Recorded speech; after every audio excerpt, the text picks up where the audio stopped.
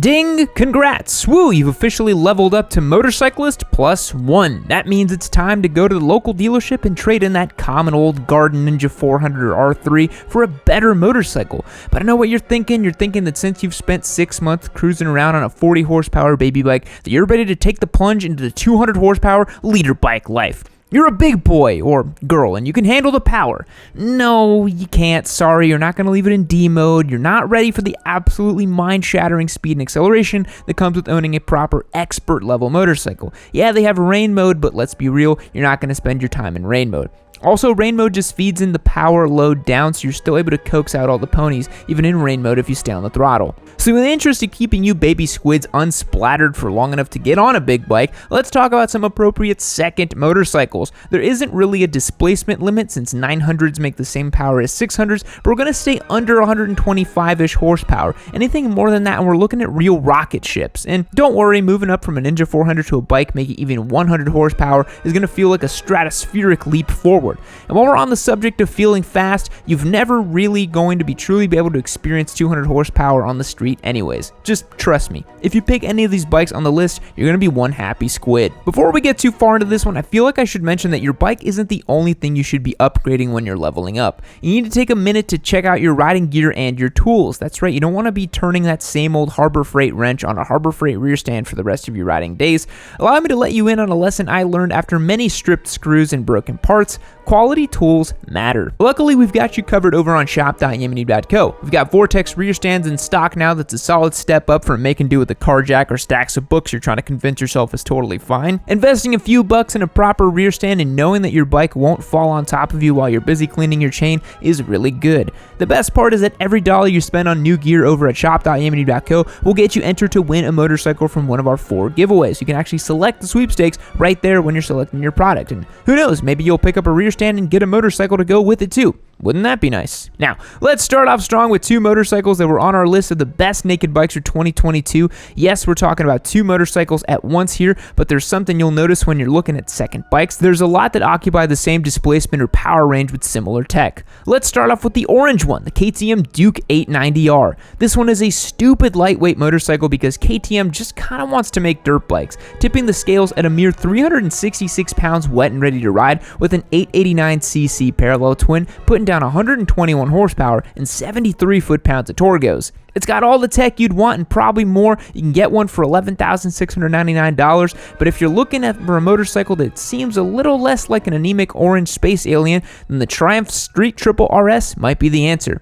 765 cc's of spotted dick powered Britishness, putting down 121 horsepower and 58 foot-pounds of torque. It's not as light as the Duke with the claimed dry weight of 366, so wet and ready to ride you're looking at about 400 pounds, but it's still going to be plenty fast. You're not paying a bit of the premium for the Street Triple, but hey, $12,850 is well spent if you ask me. However, if you're not feeling the full zoot version of either of these bikes, there are cheaper options, including the Duke 790, which is making a few less ponies, isn't as quite race ready as possible as the other one is, and if you're not ready for all that middleweight power. Don't worry about not getting the biggest and baddest bike if you're not ready for it. Only those who are insecure in their masculinity will give you grief over it. But those 2 bikes are pushing the limit, coming in right under our 125-ish horsepower threshold for second bike. What about something where you don't have to worry as much? Thankfully, Aprilia has the Tuono 660 factory and the RS 660. Now, before someone in the comments section mentions the RS's reliability, let me head that off at the pass. No, the RS 660 is not unreliable. Yes, there were some catastrophic failures in a few rare cases, but that was down to flawed metallurgy in early engines, and there was a recall, and Aprilia literally replaced entire engines for those who were affected. Those issues have been resolved for the new model year, so don't let those old reports scare you. The 660 power plant is putting down 100 horsepower and 49 foot-pounds of torgos, which are perfect numbers for the street, and in both cases, the ergonomics are relaxed enough for daily street use as well. The only question is do you want a handlebar or clip-ons? Either way, you're getting a torquey bike with razor-sharp handling, leader bike levels of tech, and cruise control. Aprilia basically created their own niche and populated it with a pretty game-changing motorcycle with the RS 660, and now they've thrown the Tuono 660 in for good measure. There aren't any pricing details for the Tuono factory, but you can pick up an RS for $11,299, and I'd expect the Tuono factory to be right there, if not a few $100s cheaper. The only problem with the Tuono or an RS 660 is those other naked bikes is that they're actually excellent street bikes, and true squid squids know that the only way to enjoy life is with the motorcycle so uncomfortable that you're basically riding in the fetal position with no torque. That way they can drag knee in their suit on the street and set hot laps down their favorite twisty road. I'm joking, obviously, don't do that, but if you want a super sport experience as your second motorcycle, you want a 600, except no substitute. The R7's a fun bike, but it is not a replacement for the tried and true R6, and the RS660 isn't gonna be a super sport. The real question is are you gonna get a Gixxer 600, an R6, a CBR 600, or a ZX6R?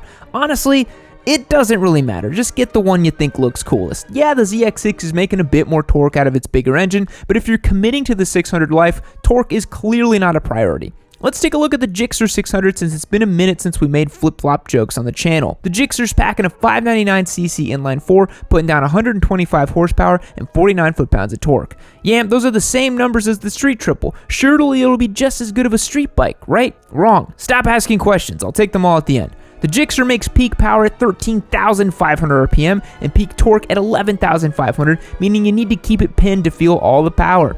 Now, while you could theoretically wind out 4 gears on a 600 on the street without going straight to jail, you'll still be well over 100 miles per hour, so you're not going to be able to really have fun with it. But then you get it out on the track and all those street woes are instantly going to be forgiven, and then you're going to probably make it into a track bike and just go down that horrible path. But let's be real, you're a Gixxer squid. You're not going to the track. You're just going to go slam the front end down and try to find 186 miles per hour on the freeway.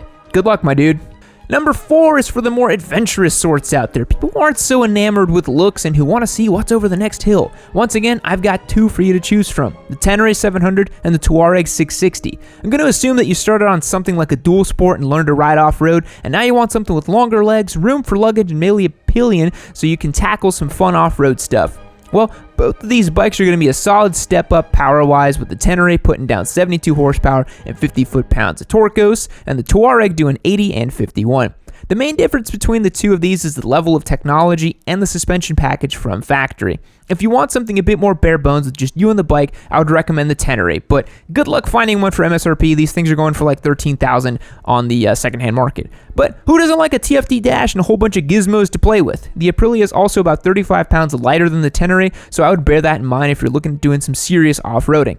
Dropping the lighter bike is going to suck marginally less than the big one. Beyond that, the Aprilia is more expensive, though I have seen some Teneres going for close to $14,000 because everyone wants one and Yamaha did not bring enough to share with the class. Still, there are worse fates than overpaying for a Tenere. You could be on a KLR 650. Number 5 today is for the leather daddies and pirate cosplay enthusiasts, 2 cruisers that I'm sure we're going to see spec sheet warriors argue about and help reignite an old rivalry about just who's the best on planet Earth. It's the Indian Scout and the Harley Sportster S. Which one's faster? The Sportster S. Sorry, Indian, but apparently Harley got sick of being the butt of everyone's joke and made a massive leap forward with the Rev Max 1250cc V-twin doing 121 horsepower and 94 foot-pounds of torque in the Sportster S. I have not ridden a Sportster S yet myself, but Spite tells me the spread of torque is really broad and usable, and while it's got an SV650's rear tire mounted up front, it actually handles pretty well for a cruiser. The only problem with the Sportster is that it's $15,000, which is probably too much money for what it is.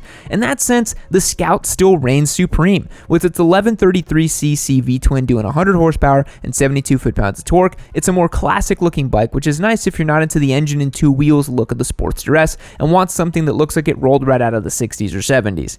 You can pick up a Scout for $11,999 without ABS, but you're really going to want it on this bike. Its brakes are pretty rough and the tires don't like to hold to the ground, which is great for rolling burnouts and not great for the handling. Choose wisely though. Choosing Indian or Harley is a lot like choosing Horde or Alliance, but in real life. You will be expected to go to the mat for your brand in online slap fights. It's actually in the purchase agreement. Number 6 goes to the CBR 650R and the CB 650R for basically all the same reasons as the RS 660. They're both comfortable daily riders that handle well and have that Honda premium build quality and have that lovely inline 4 soundtrack.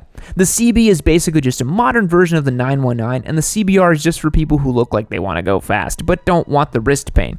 Both are powered by the same 649cc inline 4, putting down a real-world 82 horsepower and 43 foot-pounds of torque. Yeah, they're the slowest of the quote-unquote street bikes on the list, but they're cheaper than Aprilia's offering, and you don't need crazy levels of tech in your daily rider. They're a solid choice. There are some curious oversights like a lack of adjustability in the suspension and an LCD dash that you can't read in the sunlight, but at least you won't have to keep answering questions about your bike's reliability. Oh yeah, and it's got an inline 4. Sounds awesome. Rounding out the list is one for people who started on a Royal Enfield 650, a 900cc Bonnie, or any other retro style bike, but don't want to throw out their Built-Well Gringo and beard wax. If you want to stick with the retro styling but you want more power, get yourself any of the 1200cc Bonnies. Triumph makes a whole bunch of them, ranging from the T120 all the way up to the Thruxton RS, putting down 103 horsepower and 85 foot-pounds of torque. They've also got the Scrambler line as well, which are really sweet rides. They're all going to have the same sound, just with a bit more bass thanks to the bigger engine, some higher quality parts in the brakes and tech package, and all the hipster cred you could possibly want. Whether you want to hit a trail or a coffee shop, there's a Bonnie built just for you. Just don't forget the surfboard rack and the optional single tail bag. Those are required for maximum beard wax.